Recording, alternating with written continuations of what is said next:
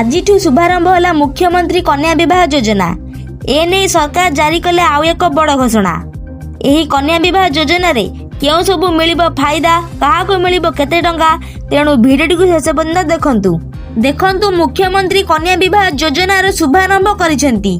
गंजाम जिला मा तारातारिणी पीठरे आरंभ होला ऐतिहासिक योजना। सामूहिक विवाह कार्यक्रम रे पहुंची मुख्यमंत्री मोहन चरण माझी यार शुभारंभ करिसेंती।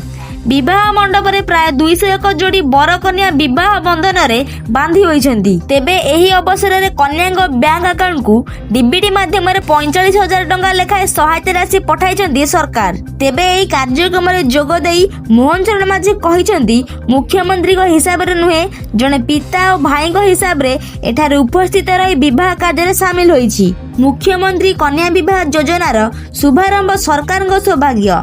महिला विकास दिगरे राज्य सरकार गुरुत्वपूर्ण देइछंती। महिला को सम्मान, सामाजिक सुरक्षा, जौतिक प्रथा लोप करिवारे मुख्यमंत्री कन्या विवाह योजनार सहायक हेबे बोली सीएम माझी कहिछंती। से आउरी मध्य कहिछंती राज्यर सबु जिला को ए योजना रे शामिल करा जिवो।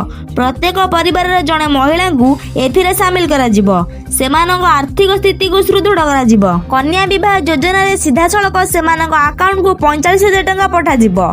यह केंद्र सरकार को बेटी बचाओ बेटी पढ़ाओ योजना रे एक निर्देशन। यह छड़ा यूनियन बजेट रे महिला विकास और सुरक्षा पाई 9 लाख कोटी टंकार बेअटकल करा जाइथिबारु प्रधानमंत्री नरेंद्र मोदी को धन्यवाद जणाइछंती मुख्यमंत्री मोहन चरण माझी। तेबे जहा कि बड़ घोषणा मुताबक शुभारंभ करागला मुख्यमंत्री कन्या विवाह योजना, जो बाहाघर प्रति परिवार को मिली थाए 45,000 टंका।